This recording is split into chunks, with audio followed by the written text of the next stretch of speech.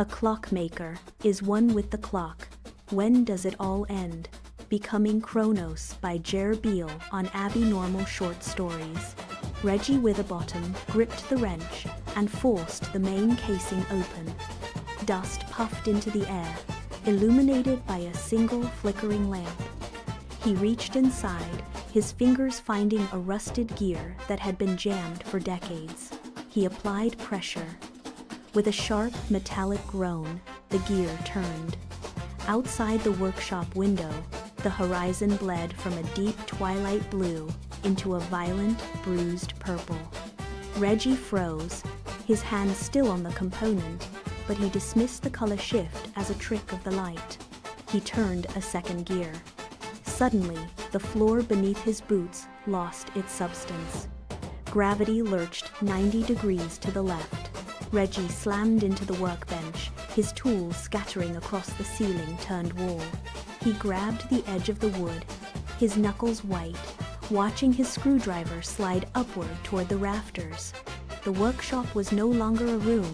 It was a shifting, disorienting puzzle. He pulled himself back to the central mechanism, his breath ragged, and reached for another spring. He needed to align the rhythm. He needed to make it tick again.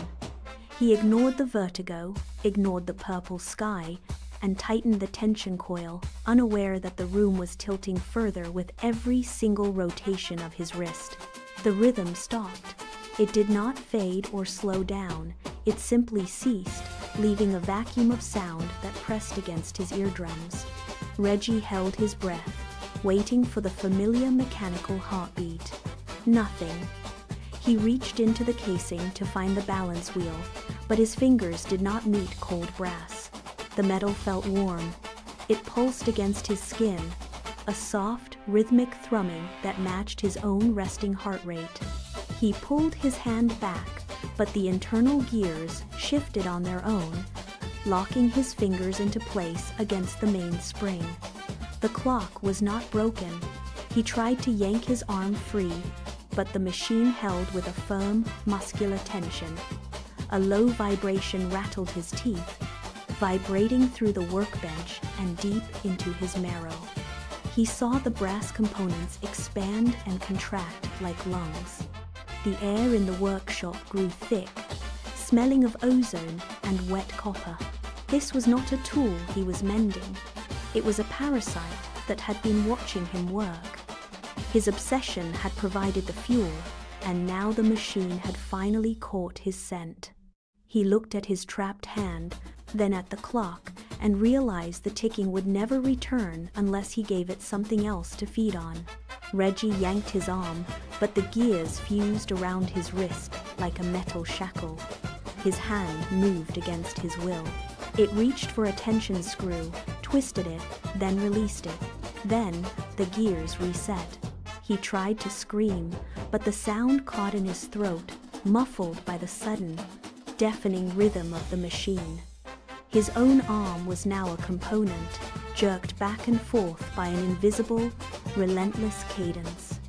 He watched in terror as his fingers tightened a bolt, only to have the clock force them to loosen it again seconds later. He was trapped in a stuttering circle of maintenance. Every time he tried to pull away, the workbench groaned, pulling him closer into the guts of the brass beast. His muscles burned with exhaustion, but the machine drew energy from the very tension it created in his body. He was no longer the master of the craft. He was the maintenance crew for a hungry, infinite cycle. The walls of the room blurred, turning into a smear of gray as time folded in on itself. He was being sanded down, his memories of the outside world replaced by the precise, agonizing geometry of the springs. He was fading into the mechanism, one repetitive turn at a time. Reggie felt his own arm swinging toward the bolt, but he ignored the pull. He focused every ounce of remaining will on his left hand, buried in the tool drawer. His fingers brushed cold steel. He gripped the handle of the heavy iron hammer. The clock sensed the movement. Its gears shrieked, a high-pitched whine that vibrated through the floorboards. It tried to lock his joints, but Reggie used his torso to throw his weight forward. He did not aim for the gears. He did not aim for the springs. He swung the hammer with a guttural roar, crashing it directly into the glass casing where his own face stared back at him. The impact was absolute. The reflection shattered into 1,000 jagged diamonds. A shockwave of silence erupted from the point of impact, tearing through the room with the force of a gale. The brass casing buckled. The rhythmic pulsing stopped instantly. Reggie felt the floor vanish beneath his boots as the walls of the workshop peeled away like burning paper. The world turned into a blinding, featureless white. The timeline was hemorrhaging, the mechanical grip on his consciousness snapping like a frayed wire. He stood in the center of the void, gasping for air, as reality dissolved into static. Reggie floated in the silence, waiting for the floor to return. The white noise thinned, revealing a new geometry taking shape around him. It was not his workshop. It was the internal architecture of the clock, vast and infinite. He tried to stand, but his limbs felt heavy, weighted by the sudden presence of brass rods fused into his own bone. He reached for his pulse, but there was no heartbeat. Instead, he felt a rhythmic, metallic clicking deep within his marrow. He looked down at his chest. A set of interlocking cogs spun beneath his skin, turning with a precision that moved his breath in and out. The horror did not come from the pain, but from the recognition. He was not the master who had broken the machine.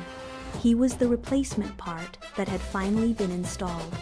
The clock had not been destroyed, it had been upgraded. A faint, low hum began to vibrate through the void, signaling the return of the cycle. Reggie tried to scream, but the sound that left his mouth was the steady, mechanical tick of a pendulum. The machine was hungry again, and he, the new gear, was forced to turn. It's time. Like and subscribe to Abby Normal Short Stories.